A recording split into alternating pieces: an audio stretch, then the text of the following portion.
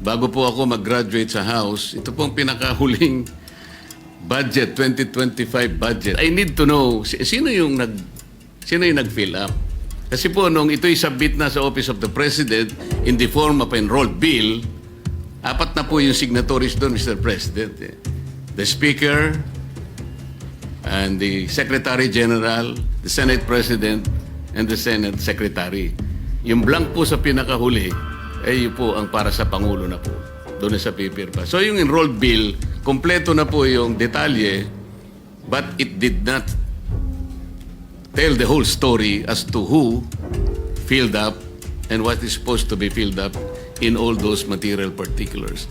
So yun pong public access natin, yung taong tutulong sa atin, paano po mapiprevent yung mga ganong pangyayari?